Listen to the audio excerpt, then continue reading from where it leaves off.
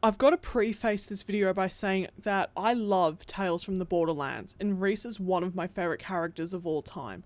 I'm also a massive fan of Troy Baker, so if it seems that this video is biased, it's because it is. So if you're looking for a balanced opinion, you're not going to find it here, because the truth is, I am pissed off. So at Melbourne Supernova, Troy Baker basically confirmed that he isn't in Borderlands 3. Which means that Rhys, who is confirmed to be in the game due to this recent trailer, isn't being voiced by Baker. Now, at first, honestly, I was okay with this. Actors get replaced all the time, and before all this new information came out, I just assumed that Baker had other jobs lined up and he simply couldn't make it. But no, this wasn't the case, and as of now, the situation looks like Baker wasn't even asked. Now, I need everyone to take this with a grain of salt, because there is conflicting information. Baker implies that he wasn't even contacted, but Randy Pitchford, CEO of Gearbox Software, said via Twitter that Baker turned down the role. Right now, the situation is one massive game of he said versus what they said, and we are no closer to understanding the situation. However, I am more inclined to believe Baker. Pitchford is the CEO of Gearbox. It's his job to keep the interests of Gearbox his number one priority and make his company look good. But let's say for a second that Baker is lying and he's just full of crap. I personally believe that his actions doesn't line up with the man who rejected the role of the character. The guy has been all over Twitter asking Gearbox to have him back, and he confirmed that he wasn't in Borderlands 3 in front of a crowd. Now, it's also important to note that Randy said that his audio director told him that Baker turned down the role. After a 30-second Google search, I found the audio director of Gearbox, Mac Petty. His LinkedIn profile says that he is an audio director, sound designer at Gearbox Software. IMDb tells us that he worked on Borderlands as a sound designer, Borderlands 2, and the pre-sequel as an audio director.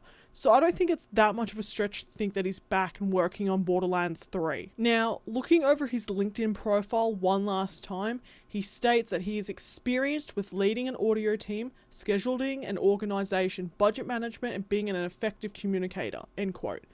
I don't think it's his job to contact voice actors. I would assume that would be the casting director's job. However, I could be wrong. But I really do think that the situation is heaps more complicated than what both parties are letting on. I'm not going to beat around the bush. From what I've heard, Troy Baker is expensive, and I can see why a company wouldn't want to give out the big bucks to get an actor back if they're a side character. Plus, there is the real possibility that Baker's agent turned down the role on behalf of Baker simply because they weren't going to pay the big bucks. Even if this was the case, I don't understand why Gearbox and 2K couldn't use that Epic Store sellout money to pay for Baker. Whatever the situation is, I'm just more gutted over what happens to Rhys now. A part of what made Rhys likable in the first place was Baker's performance, and without it, Rhys is nothing more than a massive Hyperion asshole. And looking at the Borderlands 3 trailer, it looks like everything that made Rhys as well missing. I'm pretty sure that Rhys's Echo Eye is blue instead of brown like his post-Helios Station Fall outfit. He looks like an asshole businessman, which goes against the narrative in Tales from the Borderlands. The canon ending is that Rhys rejects Hyperion. If he does accept it, episode 4 ends right there. This character model I don't think reflects where Rhys should be.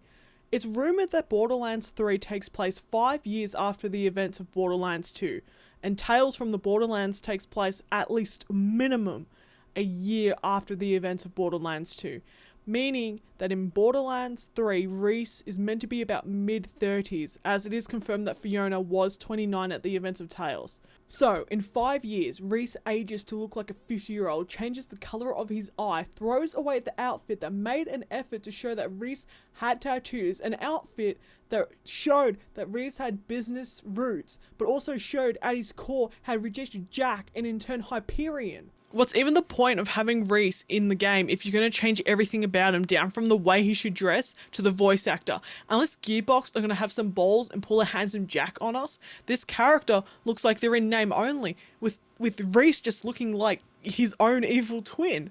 I know this is a ridiculous thing to complain about, but in the second half of Pitchford's tweet, he mentions how Rhys appears in game. I don't think it actually matters at all, in reference to Baker not reprising the role.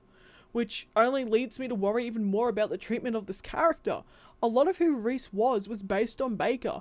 Rhys wearing colourful socks was a nod to Baker's own love of colourful striped socks. Baker also went on to improvise a number of lines for this character. Without Baker, I just feel like a part of Rhys's character will be missing.